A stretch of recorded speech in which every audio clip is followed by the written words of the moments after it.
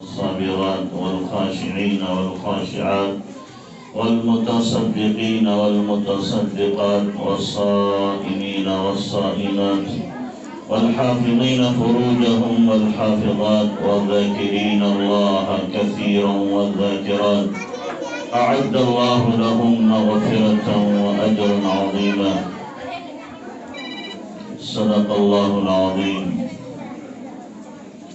سبحان ربك رب العزة عما يصفون وسلام على المرسلين والحمد لله رب العالمين. اللهم صل على سيدنا محمد وعلى آل سيدنا محمد وبارك وسلم. اللهم صل على سيدنا محمد وعلى آل سيدنا محمد وبارك وسلم. اللهم صل على سيدنا محمد وعلى آل سيدنا محمد وبارك وسلم. محترم خواتین، اللہ تبارک و تعالیٰ نے آپ کو بہت ساری ذمہ داریاں دی ہیں. ان ذمہ داریوں کو کما حق پورا کرنا اپنے فرائض میں داخل ہے، اور اگر ان ذمہ داریوں کو پورا نہیں کیا گیا تو فرائض میں ادائیگی کی کوتاہی کی بنیاد پر دنیا میں بھی اللہ تبارک و تعالی پکڑ کرے گا اور آخرت میں بھی ذلت کا سامنا اٹھانا پڑے گا. اس لیے ان ذمہ داریوں کو ہمیں نبھانا ہے اور خوش دلی کے ساتھ نبھانا ہے، تنگ دلی کے ساتھ نہیں. بھائی خاموش رہے تو اچھا رہے گا، ایک ہی بولے آپ سب نہ بولیں. تو ان ذمہ داریوں کو ہمیں سمجھنا بھی ہے، ان کو پورا بھی کرنا ہے. ان ذمہ داریوں میں بنیادی اور پہلی ذمہ داری جو اپنی ذات سے متعلق ہے کہ اپنے آپ کو دیندار بنانا ہے، کہ ہم پہلے دیندار بن جائیں، ہماری زندگی لوگوں کے لیے آئیڈیل بن جائے، نمونہ بن جائے. لوگوں کے لیے نہ بنے، کم سے کم اپنی اولاد کے لیے بن جائے، اپنے گھر والوں کے لیے بن جائے. جو لوگ ہمیں ایک آئیڈیل دیکھنا چاہتے ہیں ان کے لیے ہماری زندگی آئیڈیل اور نمونہ بنے. تو اپنے آپ کو دیندار بنانا یہ بنیادی ذمہ داری ہے، جس کو اللہ تبارک و تعالیٰ نے قرآن میں فرمایا یا ایھا الذین آمنوا قوا انفسکم واہلیکم نارا. اے ایمان والو، چاہے مرد ہو یا عورت، تم اپنے آپ کو جہنم کی آگ سے بچاؤ. یہ بنیادی ذمہ داری جہنم کی آگ سے وہی بچ سکتا ہے، وہی بچ سکتی ہے جس کی زندگی کے اندر دین ہوگا، خدائی احکامات ہوں گے، جناب رسول اللہ صلی اللہ علیہ وسلم کی سنتوں سے جس کی زندگی سجی ہوئی سنوری ہوئی ہوگی، جس نے اپنی زندگی کو زینت دی ہوگی نبی کی سنت سے،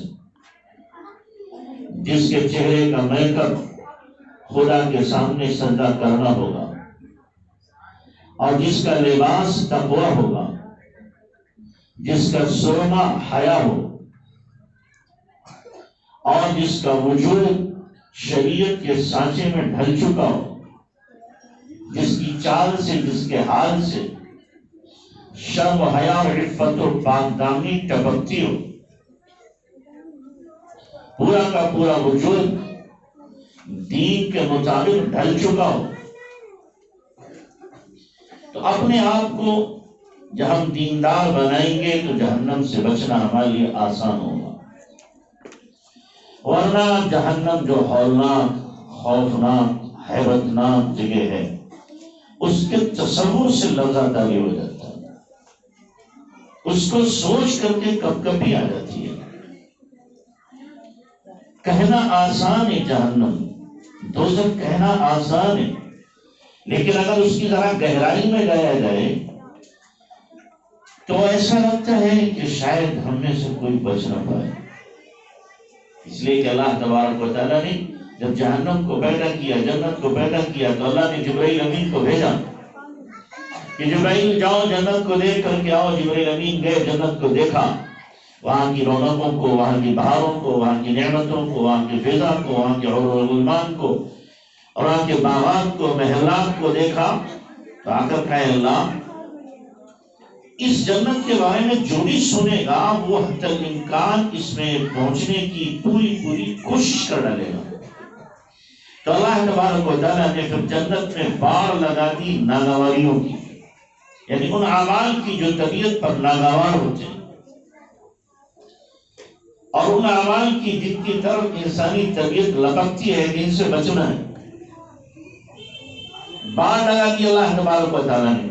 کہا آپ دیکھ کر کے آؤ۔ جبرائیل امین اب گئے، اب جا کے دیکھا جو جنت کو، تو کہنے اللہ مجھے خطرہ ہے شاید کوئی بھی نہ سکے۔ یہ تو آپ نے باڑ لگائی ہے چاروں طرف سے، حد بندی کی ہے، اس حد بندی میں شاید کوئی کھرا اتر سکے کہ اس حد بندی کو پورا کرے۔ پھر اللہ تعالیٰ نے جہنم کو پیدا کیا اور کہا جاؤ جبرائیل جہنم کو دیکھ کر کے آؤ۔ جبرائیل امین گئے، دیکھا جہنم کو چاروں طرف سے، اور آ کر کے اللہ سے رودات پیش کی، اللہ مجھے لگتا ہے کہ جو بھی جہنم کی ہولناکیوں کو، خطرناکیوں کو، اور اس کے عذابات کو، اس میں پکڑ دھکڑ کو، اور اس کے اندر جو آپ نے سانپ بچھو اور اسی طریقے سے دیگر عذابات اور طبقات جہنم بنائے ہیں، جو ان کے بارے میں سنے گا شاید کوئی بھی اس میں نہیں آئے گا، ہر ایک بچنے کی کوشش کرے گا۔ تو اللہ تبارک و تعالیٰ نے پھر جہنم کو نفسانی خواہشات کی باڑ دے دی کہ جو نفسانی خواہشات سے بچے گا، جو مرد عورت منچاہی زندگی سے بچے گا، ربچاہی زندگی کو گزارے گا اور شہوتوں کے پیچھے نہیں دوڑے گا، خدائی احکامات کو نہیں توڑے گا، وہ جہنم سے بچ پائے گا، ورنہ جہنم میں جائے گا۔ اللہ نے یہ باڑ جب لگائی، اب جبرائیل سے پوچھا جبرائیل جاؤ اور جا کر کے اب جہنم کو دیکھ کر آؤ۔ جبرائیل امین آئے، دیکھا جہنم کو اور اس کی باڑ کو دیکھا، واپس جا کے اللہ سے کہا اللہ اب تو ایسا لگتا ہے شاید کوئی بچ نہ سکے جو جہنم میں چلا نہ جائے، اب تو لگتا ہے سبھی چلے جائیں گے۔ اس لیے بچنا آسان نہیں، جہنم کہنا آسان ہے، جنت کہنا آسان ہے، لیکن جہنم سے بچنا اور جنت کو حاصل کرنا اتنا آسان نہیں ہے جیسا ہم نے اس کو کھیل سمجھ رکھا ہے۔ یہ کوئی کھیل نہیں ہے، تماشا نہیں ہے، اور کوئی کالپنک کہانیاں نہیں ہے جو سنائی جاتی ہیں۔ آپ مستورات میں سے بہت سوچتی ہوں گی یہ مولوی کہانی سناتے ہیں، قصے سناتے ہیں، جنت و جہنم یہ کوئی کالپنک کہانی ہے۔ ان ھذا الا اساطیر الاولین، پچھلے لوگوں کی کہانیاں ہیں، یہ ڈرانے کے لیے صرف جہنم کے تذکرے کیے جاتے ہیں اور صرف رغبت دینے کے لیے جنت کو سنایا جاتا ہے تاکہ نیک اعمال کرنے لگے۔ نہیں، ایسا نہیں ہے، یہ وہ حق ہے جو قرآن جو بول رہا ہے، یہ وہ حق ہے جس پر نبی علیہ السلام نے مہر لگا دی ہے، یہ وہ حق ہے کہ اللہ کے نبی صلی اللہ علیہ وسلم نے بار بار اس کی تاکید کی ہے، جس کے بارے میں نبی علیہ السلام خود گواہ ہے اور آپ اپنی چشمدید گواہی کی گواہی دے رہے ہیں۔ آپ علیہ السلام نے جنت و جہنم کی باقاعدہ سیر کی ہے، جنت کے مناظر کو اپنی آنکھوں سے دیکھا ہے، جہنم کی ہولناکیوں کو اپنی آنکھوں سے دیکھا ہے، اور آ کر کے پھر امت کے سامنے جنت کی تمام بہاروں کو، وہاں کی رونقوں کو، وہاں کے محلات کو، وہاں کے باغات کو، وہاں کی نعمتوں کو آپ علیہ السلام نے بیان کیا ہے۔ جہنم کو دیکھا، جہنم کی آپ علیہ السلام نے خطرناکیوں کو، وہاں کی ہولناکیوں کو، وہاں کے عذابات کو، خدائی پکڑ کو، ان سب کو اللہ کے نبی صلی اللہ علیہ وسلم نے بیان کیا ہے اپنی آنکھوں سے۔ اور اگر کسی کو شک ہے اس سلسلے میں کہ اللہ کے نبی صلی اللہ علیہ وسلم نے جو بیان کیا ہے تو اپنے ایمان کی خیر بنائے، پھر وہ ایمان نہیں اس کے اندر، پھر ایمان نہیں ہے۔ اس لیے پہلی بنیادی ذمہ داری آپ سب پر جو عائد ہوتی ہے، ہمارے اوپر بھی عائد ہوتی ہے، وہ یہ ہے کہ اپنے آپ کو جہنم سے بچایا جائے، اور جہنم سے بچانا بغیر ایمان کے اور بغیر دینداری کے اور بغیر اسلام اور شریعت کے مطابق زندگی گزارے ہوئے، خدائی احکامات کو پورے کیے ہوئے اور جناب رسول اللہ صلی اللہ علیہ وسلم کی سنتوں پر عمل کیے بغیر ممکن ہی نہیں۔ اس لیے ذمہ داری میں داخل ہے۔ اب آپ میں سے ہر ایک غور کرے، اپنے وجود پر غور کرے کہ میرے وجود میں خدا کے احکامات کتنے ہیں، میری زندگی میں جناب رسول اللہ صلی اللہ علیہ وسلم کی سنتیں کتنی ہیں، میرے اندر کتنی حیا پائی جاتی ہے، میرے اندر قرآن کے احکامات کتنے پائے جاتے ہیں، میں کتنی اللہ کی فرمانبردار بندی ہوں اور اللہ کی کتنی نافرمان بندی ہوں۔ ایسا نہیں ہے کہ آپ کو پتہ نہیں ہے، آپ کو پتہ ہے، اچھی طرح معلوم ہے، حرام چیزوں کا بھی پتہ ہے، حلال چیزوں کا بھی پتہ ہے، فرائض کا بھی پتہ ہے، واجبات کا بھی پتہ ہے، لیکن یہ ہے کہ فرائض و واجبات کی طرف، سنن کی طرف طبیعت رغبت نہیں کرتی اور گناہوں کی طرف طبیعت رغبت کرتی ہے۔ گناہوں سے بچنا ہمارے لیے مشکل ہوتا ہے۔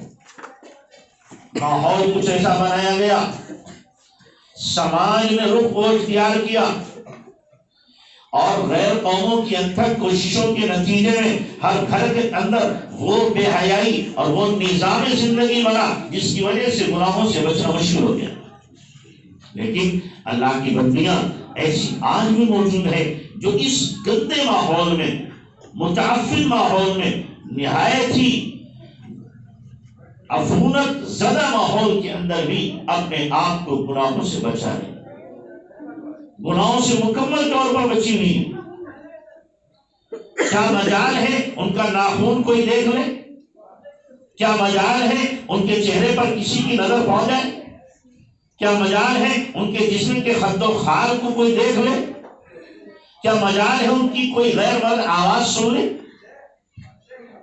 یہاں تک احتیاط ان کی ہے کہ غیر مرد ان کی آواز نہیں سن سکتے۔ اسی ماحول کے اندر ایسی بھی خواتین موجود ہیں اور ایسی بھی موجود ہیں، ہم اپنے آنکھوں سے دیکھیں کہ اسٹیج پر ناچنے والی ہے، ایسی بھی موجود ہیں جو حواس باغتے ہیں، ایسی بھی موجود ہیں جو اپنی عزت کا سودا کرنے والی ہیں، ایسی بھی موجود ہیں جو اپنے ایمان کو بیچ دیتی ہیں، اور ایسی بھی موجود ہیں جو اپنے ایمان کو بیچ کر دوسرے کے ایمان پر بھی ڈاکہ ڈالنے کی کوشش کرتی ہے۔ انسان جب طے کر لیتا ہے اور نیت پختہ کر لیتا ہے کہ ہمیں گناہوں سے بچنا ہے، نیکیوں پر آنا ہے، اپنی ذمہ داری کو مجھے نبھانا ہے، تو پھر اللہ تبارک و تعالیٰ اس کو حوصلہ دیتا ہے، ہمت دیتا ہے، تدبیر سجھاتا ہے، سلیقے اللہ تعالیٰ بتاتا ہے، راہیں اللہ تبارک و تعالیٰ اس کے کھول دے کرتا ہے۔ یہ پہلی ذمہ داری، اپنے آپ کو جہنم سے بچانا، اپنی زندگی میں دین لانا۔ اور دوسری ذمہ داری آپ پر عائد ہوتی ہے، دوسری ذمہ داری آپ پر عائد ہوتی ہے کہ اپنی اولاد کے اندر دینی مزاج پیدا کرنا، دینی ماحول پیدا کرنا، ان کو دین پر لانے کی کوشش کرنا، ان کے اندر دین کی اہمیت، فضیلت اور عظمت اتنی بٹھا دینا کہ وہ دین کو اتنا اہم سمجھیں کہ کسی بھی حال میں دین کے سلسلے میں، کسی بھی دینی حکم کے بارے میں کوتاہی کا ارتکاب کرنا ان کے تصور سے بھی باہر ہو۔ دین کا سودا کرنا تو دور کی بات ہے، دین کے کسی حکم کو چھوڑنا بھی ان کے لیے محال نظر آتا ہو۔ ان کے لیے بڑے سے بڑا کام کر لینا آسان ہو، لیکن دینی حکم کو چھوڑ دینا ان کے لیے مشکل ہو۔ کیوں؟ ماں نے، ایک بہن نے ان کے ذہن کے اندر دین کی عظمت کو ایسا پیوست کر دیا ہے، دل و دماغ میں دینی رنگ ایسا بھر دیا ہے کہ وہ رنگ کسی دوسرے رنگ کو قبول نہیں کرتا۔ اللہ کرے وہ رنگ ہماری نسلوں پہ چڑھے، جس رنگ کو قرآن میں اللہ نے کہا صبغۃ اللہ ومن احسن من اللہ صبغہ، اللہ کے رنگ میں رنگ جاؤ، اور اللہ کے رنگ سے بہتر کوئی رنگ نہیں ہو سکتا، کوئی رنگ نہیں ہو سکتا۔ ایسا رنگ ہماری نسل پہ چڑھے، ہماری اولاد پہ چڑھے، اور ہماری نرسری کے اوپر ایسا رنگ چڑھے۔ یہاں بھی کوشش کر رہی ہیں تو فبہا ونعمت، اور نہیں کر رہی ہیں تو بڑے جرم کا ارتکاب کر رہی ہیں، پھر نسلوں کو آپ تباہ کر رہی ہیں۔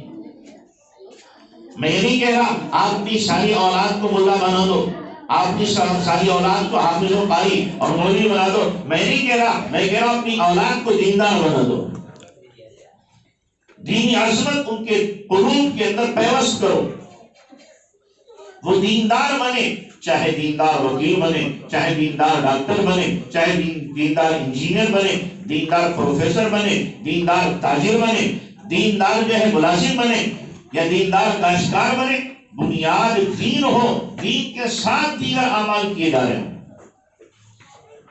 کسی بھی محکمے میں جائیں، کسی بھی ڈپارٹمنٹ میں جائیں، کسی بھی شعبے زندگی میں ہو جاتے ہو، لیکن دین کو مقدم رکھ کر کے، دین کو آگے رکھ کر کے، کہ پہلا مسئلہ دین کا ہے، دین میری زندگی میں ہے تو سب کچھ ہے، دین کے سلسلے میں سودا نہیں کر سکتا۔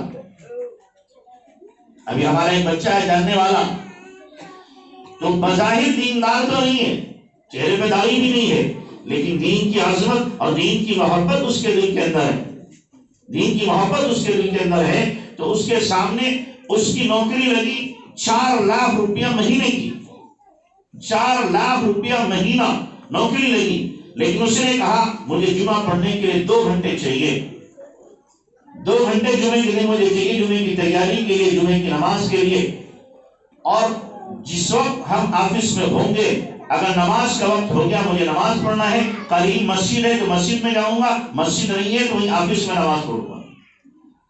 کمپنی والے اس پر تو تیار ہو گیا آپ نماز آفس میں پڑھ لیں، لیکن جمعے کے دن آپ 2 گھنٹے چھٹی کر کے جائیں گے، اس پہ تیار نہیں ہوئے۔ اس نے 4 لاکھ کی نوکری پہ لات مار دی کہ مجھے نہیں چاہیے ایسی نوکری جس میں میرا جمعہ ضائع ہو جائے، میرا جمعہ چھوٹ جائے۔ قبول نہیں کی، اور 40,000 کی نوکری قبول کی اس نے، 40,000 کی نوکری کی، 4 لاکھ کی چھوڑ دی۔ کس بنیاد پر؟ کہ دین میرا ضائع ہو رہا ہے۔ ایسے جذبات ہوں کہ 4 لاکھ کی حیثیت کیا، 4 کروڑ 4 ارب کی حیثیت بھی کچھ نہیں ہے اگر جمعہ میرا چھوٹ جاتا ہے۔ یہ سب کے سب ٹھیکرے ہیں، یہ سب کے سب ردی ہے ہمارے لیے، ان کی کوئی حیثیت نہیں۔ جمعے پر جو اللہ تبارک و تعالیٰ مجھے دے گا اور عنایت کرے گا، اور اللہ کی مہربانی اور اللہ کی رحمتیں ہوگی، وہ اتنی ہوگی کہ 4 کروڑ بھی اس کا مقابلہ نہیں کر سکتے۔ اپنے دلوں کے اندر یہ عظمت بٹھانے کی ضرورت ہے، اپنے بچوں کے دلوں کے اندر دین کی اہمیت بٹھانے کی ضرورت ہے۔ جب آپ اہمیت بٹھائیں گے دلوں کے اندر تو یہ بچے آپ کی یقینی طور پر دیندار بنیں گے، اور جس ماحول میں جائیں گے اس ماحول میں دین کو آگے رکھنے کی اور دین کو فروغ دینے کی اور دین کو بڑھاوا دینے کی کوشش کریں گے۔ اس لیے کہ ہماری بنیاد دین ہے۔ یہ دنیا کے جو سلسلے جڑے ہوئے ہیں، تجارت کی لائن کے، ملازمت کی لائن کے، کاشتکاری کے لائن کے، کسی کوئی اور لائن ہماری جڑی ہوئی ہے، یہ سب کے سب بعد میں ہے، یہ سب کے سب دین کو بڑھانے کے لیے ہے، نہ کہ دین کو مٹانے کے لیے۔ کہ اگر کوئی آدمی وکیل بن جائے تو اس لیے بنے کہ ہم اس وکالت کے اندر اللہ کے دین کو آگے کریں گے۔ کوئی جج بنتا ہے تو وہ دکھائے کہ مسلمان جج ایسا ہوتا ہے، کوئی ڈاکٹر بن گیا تو دکھائے کہ مسلمان ڈاکٹر ایسا ہوتا ہے، ماسٹر بنا ہے دکھائے کہ مسلمان ماسٹر ایسا ہوتا ہے۔ اور یہ اسی وقت ہوگا کہ جب بچپن میں ماں نے، یہ بھی دودھ پیتا تھا، معصوم بچہ تھا، تھوڑا بڑا ہوا، ماں نے وہ تربیت کی ہے، وہ ذہن سازی کی ہے، وہ بنایا ہے، حلال و حرام کی وہ تمیز دی ہے، قرآن و حدیث کی وہ اہمیت بٹھائی ہے، جناب رسول اللہ صلی اللہ علیہ وسلم کی وہ محبت دل کے اندر بٹھائی، آخرت کا وہ خوف بٹھایا، جہنم کا وہ خوف بٹھایا، جنت کا وہ شوق بٹھایا، سنتوں کی عظمت بٹھائی کہ وہ کہیں بھی جا کر کے کبھی بھی کسی حال میں اپنی سنت کا، خدائی احکامات کا، قرآن کا اور دین کا سودا نہیں کرتا۔ یہ اس وقت میں ہوگا، اور یہ بہت بڑی ذمہ داری ہے محترم خواتین جو اللہ تبارک و تعالیٰ نے آپ کو دی ہے، بہت بڑی ذمہ داری ہے۔ اس ذمہ داری کو اللہ کے واسطے سمجھو۔ یہ نوجوان آپ کو جو ملے ہیں، یہ پھول جو اللہ نے آپ کو دیے ہیں، یہ گلدستے جو آپ کو اللہ نے دیے ہیں، یہ اللہ کی طرف سے نذرانہ، یہ اللہ کی طرف سے ہدیہ اور یہ اللہ کی طرف سے انعام جو آپ کو ملا ہوا ہے، اس کی قدر کرو، اس کی قدر کرو اور اس کا حق ادا کرنے کی کوشش کرو۔ اور اگر آپ نے ان کے ذہن کو دیندارانہ نہیں بنایا اور یہ بگڑ گئے اور یہ پٹری سے اتر گئے اور دینی مزاج ان کا نہ رہا بلکہ دنیا ان کے ذہنوں پر مسلط ہو گئی اور دل پر دنیا نے قبضہ کر لیا، اور یہ دنیا دار بن گئے اور دین کی زندگیوں سے نکل گیا، تو محترم خواتین یاد رکھنا کل قیامت کے دن ان بچوں کے ہاتھ ہوں گے، آپ کی گریبان ہوں گے، یہ بچے آپ کو چھوڑیں گے نہیں، یہ بخشیں گے نہیں آپ کو۔ قیامت کے دن اگر وہ جہنم میں جا رہے ہوں گے، آپ کو گھسیٹ کر جہنم میں اپنے ساتھ لے کر کے جائیں گے۔ اپنے بچوں کو اپنے لیے ذخیرے آخرت بنانے کی کوشش کرو، عذاب آخرت بنانے کی کوشش نہ کرو۔ یا آپ کے بچے آپ کے لیے ذخیرے آخرت اور اسی طریقے سے آپ کے لیے صدقہ جاریہ اس وقت بنیں گے جب آپ نے اپنے بچوں کو دیندار بنایا ہے، اور عذاب آخرت بنیں گے، وبال آخرت بنیں گے، جہنم میں لے جانے کا ذریعہ بنیں گے اگر آپ نے اپنے بچوں کو دیندار نہیں بنایا، دینی سمجھ بوجھ نہیں دی۔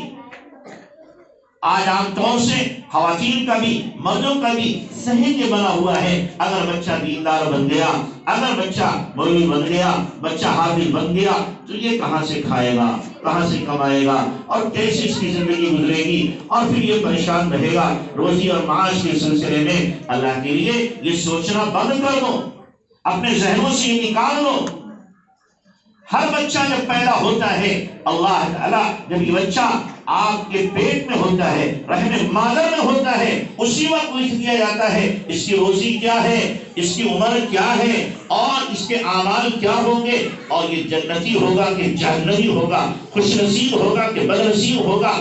ماں کے پیٹ میں ہے اس وقت میں لکھ دیا گیا کل انسان الزمناہ طائرہ فی عنقہ ونخرج لہ یوم القیامۃ کتابا یلقاہ منشورا، کہ ہم نے انسان کے نام اعمال کو گردن کا ہار بنا دیا ہے اسے۔ آپ کس بھول میں بیٹھی ہوئی ہے کہ ہم بچے کا مقدر بنائیں گے، ہم بچے کا نصیب بنائیں گے، ہم اس کی قسمت کے فیصلے کریں گے۔ قسمت کا فیصلہ اللہ کرتا ہے، یاد رکھنا، مقدر اللہ نے لکھ دیا ہے۔ یہ سونے کے لقمے کھائے گا، یہ سونے کے لقمے کھائے گا، یہ چٹنی سے روٹی کھائے گا، یہ مخمل کے کپڑے پہنے گا، یہ کھدر پہنے گا، اللہ تعالیٰ نے لکھ دیا ہے۔ یہ عزت کی چوٹیوں پہ پہنچے گا یا ذلت کے غار میں پہنچے گا، اللہ نے لکھ دیا ہے۔ آپ کے ذمے تو تربیت کرنا ہے، مقدر بنانا آپ کے ذمے نہیں، نصیب بنانا آپ کے ذمے نہیں، روزی کھلانا آپ کے ذمے نہیں۔ آپ بھول جاتی ہیں کیا کہ جب آپ کا بچہ گود میں آتا ہے اس سے پہلے ہی اللہ اس کے لیے رزق کا انتظام کر دیتا ہے۔ اللہ تعالیٰ نے آپ کا خون جگر اس بچے کو پلوایا کہ نہیں پلوایا؟ حدیث آپ اٹھاؤ، اللہ تعالیٰ فرماتا ہے یا ابن آدم، او آدم کے بیٹے، جب تو پیدا ہوا تو تیرا حال کیا تھا؟ تیرا حال کیا تھا؟ لا لک سن تقطع، دانت نہیں تھے تو کاٹ سکے، لا لک ید تبطش، ہاتھ نہیں تھے ایسے جن سے تو پکڑ سکے، لا لک رجل تمشی، پیر نہیں تھے جن سے تو چل سکے، اپنے اوپر پیشاب اپنے اوپر پیخانہ کیا کرتا تھا۔ لیکن اب کیا ہوا؟ جب تو پیدا ہوا تو ہم نے کیا کیا؟ اجرت لک عینین، میں نے تیرے دو چشمے جاری کر دیے، ینبیان لک لبنا خالصا، تیرے لیے صاف ستھرا دودھ ان چشموں سے جاری ہوتا ہے، باردن فی الصیف، کہ جو سردیوں میں گرم اور گرمیوں میں ٹھنڈا دودھ، اللہ کی طرف سے غیبی نظام اللہ کی طرف سے بچے کے لیے جاری ہوا۔ بچہ بھی پیدا ہوا ہے اور اللہ نے روزی کا انتظام اس کے لیے کر دیا ہے۔ جب یہ جوان ہوگا، بڑا ہوگا، کہ اللہ اس کو بھوکا مارے گا؟ اب اس کو کھانے کو نہیں ملے گا۔ اللہ تعالیٰ فرماتا ہے، آگے اللہ کہتا ہے فَلَمَّا تَرَعْرَاتَ وَقَدَرْتَ وَاشْتَدَّ عَمْرُكَ بَارَزْتَنِي بِالْمَعَاصِي يَا عَبْدَ السُّوءِ، او میرے بندے، او میری بندی، جب تو جوان ہو گیا، طاقتور ہو گیا، ہڈیاں مضبوط ہو گئی، سینہ چوڑا ہو گیا، جسم میں طاقت آ گئی، او میرے بندے بندی، تو نے کیا کیا؟ بارزتنی بالمعاصی یا عبد السوء، گناہوں سے تو نے میرا مقابلہ کیا، اور میرے بندے تجھے کیا ہو گیا؟ اہکذا جزاء من احسن الیک، کہ یہی بدلہ ہوتا ہے اس کا جو تیرے ساتھ احسان کرے۔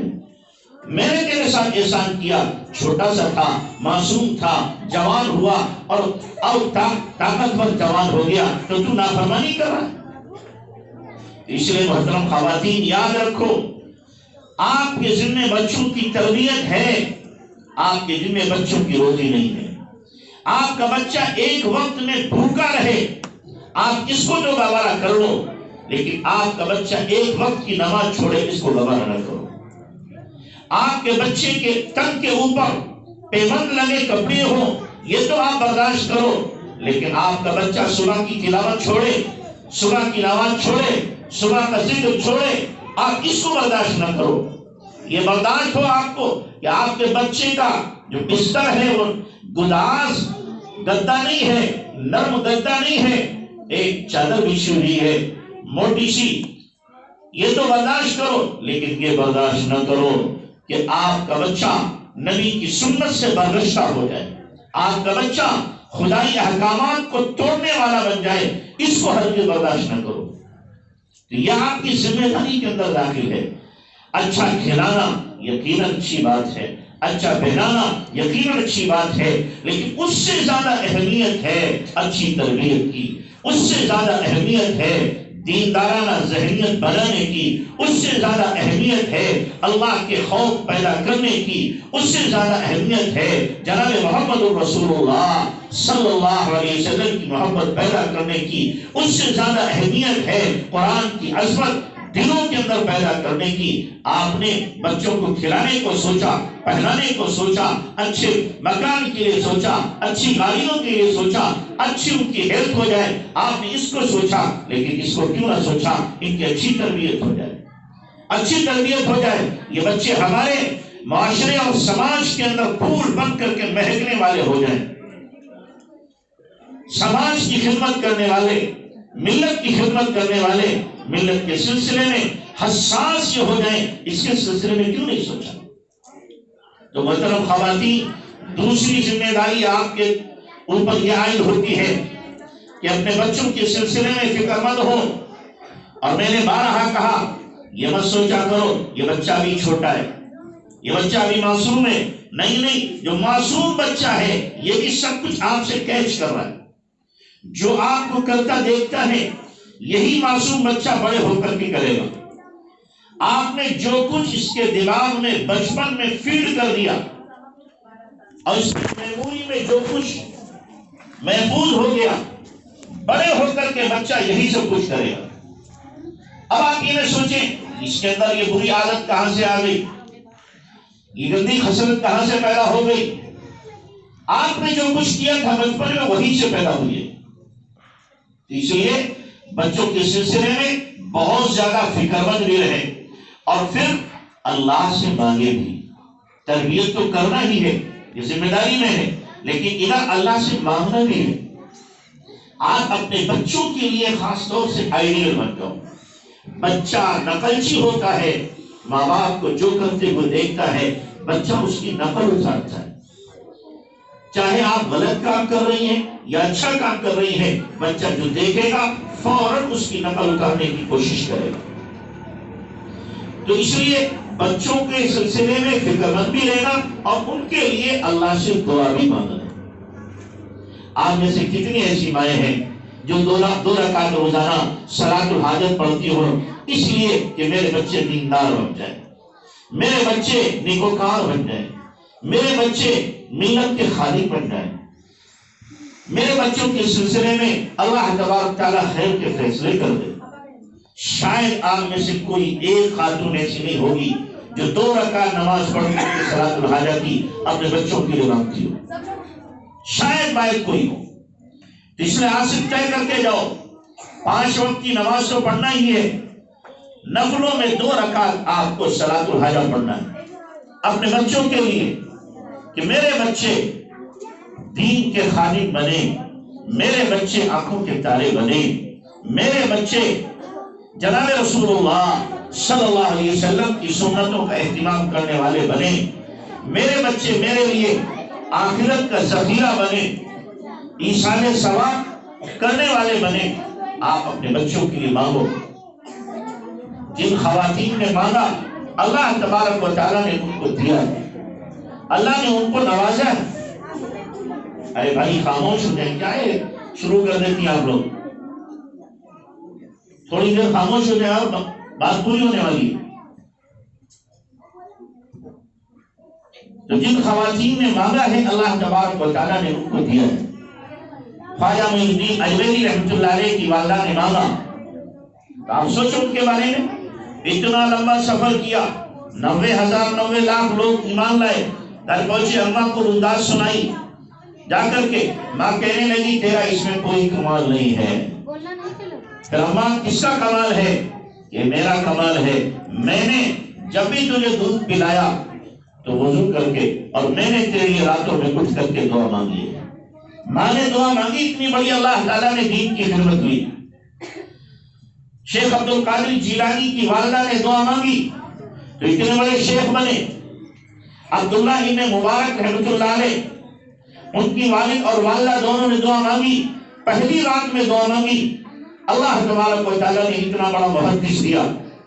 امام احمد بن حنبل رحمۃ اللہ علیہ کی والدہ نے دعا مانگی تو ان کے بیٹے امام احمد بن حنبل 4 مسالک میں سے ایک مسلک کے لینے والے بنے. امام بخاری رحمۃ اللہ علیہ کی والدہ نے دعا مانگی، نابینا پیدا ہوئے تھے، بینائی اللہ سے واپس لے لی. نظام الدین اولیاء کی ماں نے دعا کی، اللہ نے ان کو سلطان اولیاء بنا دیا. پوری چین ہے، تاریخ ہے، جن کی ماں نے دعا کی تھی اور جن کی مائیں حساس تھی، فکر مند تھی، اللہ تبارک و تعالیٰ نے ان کی گود سے اولیاء پیدا کیے. قطب ابدال پیدا ہوئے ہیں، دین کے خادم پیدا ہوئے ہیں، جناب رسول اللہ صلی اللہ علیہ وسلم کی سنت کے حامل پیدا ہوئے.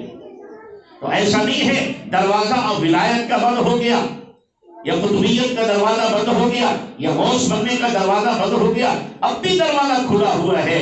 ہمارے ہاتھ تنگ ہو گئے، ہماری زبانیں مانگنے سے چھوٹی ہو گئی، ہم نے خدا کے سامنے ہاتھ پھیلانا بند کر دیا، اور ماں نے بجائے اللہ سے اپنی اولاد کے مانگنے کے لیے کچھ اور مانگنا شروع کر دیا ہے. اس لیے اپنی اولاد کے لیے اللہ سے مانگو، دل کھول کر کے مانگو، اور ان کی تربیت پر خاص دھیان رکھو. تو یہ دوسری ذمہ داری آپ پر آتی ہے. اور تیسری ذمہ داری آپ پر آتی ہے کہ اپنے گھر کے اندر جو ممبر ہیں ان کو دیندار بنانا. آپ کا بھائی ہے، آپ کا شوہر ہے، آپ کے والد ہیں، یا آپ کہیں بیاہ کر کے گئی ہیں، آپ کے سسر ہیں، آپ کی ساس ہیں، آپ کی نندے ہیں، ان کو دیندار بنانا. محبت سے، پیار سے، سمجھا کر کے، رو دھو کر کے، اللہ سے مانگ کر کے، ضد کر کے، جون سا طریقہ ہو اس طریقے کو اپنا کر کے ان کو دیندار بنانا آپ کی ذمہ داری میں داخل ہے. کتنے ایسے لوگ ہوتے ہیں شادی سے پہلے ان کی زندگی بہت ہی عیار اور مکار والی، بے دینی والی، خدا سے غفلت والی، لیکن ایک دیندار خاتون ان کے نکاح سے جڑ جاتی ہے، ان کی زندگی کا رخ پلٹ جاتا ہے، بدل جاتا ہے.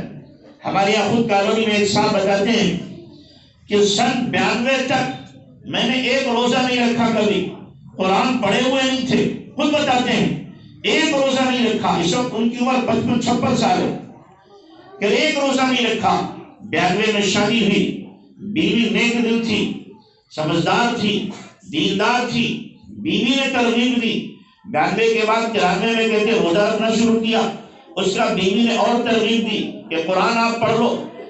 تو چنانچہ گھر میں ایک حافظ صاحب کو بلا کر قرآن پڑھنا شروع کیا. قرآن بھی پڑھ گئے، دیندار ہو گئے، باشرہ ہو گئے. پیشہ حالانکہ ان کا اچھا نہیں، لیکن بیوی کی ترغیب پر قرآن بھی پڑھ لیا، نماز پکے نمازی ہو گئے. اب وہ تہجد گزار ہیں، تہجد پڑھنے والے ہیں، اور پھر روزہ رکھنے والے، دین سے محبت کرنے والے، دینداروں سے محبت کرنے والے بن گئے. کس بنیاد پر؟ ایک نیک دل بیوی نے ان کی زندگی کو بدلا ہے. تو آپ بھی اگر طے کریں بدلنے کے لیے، اللہ سے مانگیں، تو کتنوں کی زندگیاں بدل سکتی ہیں. یہ ذمہ داری میں آپ کی داخل ہے، آپ کی ذمہ داری کے اندر داخل ہے. آپ طے کریں گی، اللہ سے مانگیں گی، اللہ آسان کر دے گا. آپ اس کو مشکل میں سمجھیں کیسے ہوگا، نہیں، آپ ٹھان لو، اللہ آپ کے لیے راستے کھولے گا. اللہ آپ کو سمجھائے گا کہ کس طریقے سے مجھے کام کرنا ہے، کیسے ان کو راہ راست پر لانا ہے، کس طریقے سے ان کو دین کا شہلائی پھیلائی اور دین کا سچا سپاہی بنانا ہے. اللہ آپ کے لیے راستے ہموار کرے گا. اور پھر اس کے لیے میں جیسے کہ بارہا اور تقریباً ہر بار کہا کرتا ہوں آپ سے کہ اپنے گھروں میں تعلیم شروع کرو، فضائل کی گھروں کے اندر تعلیم شروع کرو، نبی صلی اللہ علیہ وسلم کی سنتوں کے مذاکرے شروع کرو، اور اسی طریقے سے اپنے گھروں کے اندر نبی علیہ السلام کی سیرت کو پڑھو، اپنے بچوں کو سناؤ، گھر والوں کو سناؤ۔ فضائل کی تعلیم جب گھروں میں شروع ہوگی، شدہ شدہ اس کے اثرات دلوں پر پڑیں گے، اور پھر گھر والے انشاءاللہ دین پر آنے کی کوشش کریں گے۔ آپ جتنی مسئولات آئی ہوئی ہیں، آپ سب سے میری مؤدبانہ درخواست ہے، گزارش ہے کہ آج سے اپنے گھروں میں تعلیم شروع کر دو، جا کر کے روزانہ 10-15 منٹ کی تعلیم ہو اور پھر سنتوں کا مذاکرہ ہو۔ انشاءاللہ گھروں کا ماحول دھیرے دھیرے بدلے گا۔ گھر کے اندر چاروں طرف موبائل چل رہے ہیں، ٹی وی چل رہی ہے، اور نہ معلوم کیا بلائیں چل رہی ہے۔ اگر تھوڑا وقت اللہ کے دین کے لیے، نبی علیہ السلام کی احادیث سننے کے لیے، اللہ والوں کے واقعات سننے کے لیے، انبیاء کے واقعات سننے کے لیے، نبی صلی اللہ علیہ وسلم کی سنتوں کو سننے اور عمل کرنے کے لیے نکال لیا جائے گا، تو اللہ تبارک و تعالیٰ ہو سکتا ہے گھر کے بے دینی کے ماحول کو دین میں تبدیل فرما دے۔ اللہ ہم سب کو عمل کی توفیق عطا فرمائے۔ وآخر دعوانا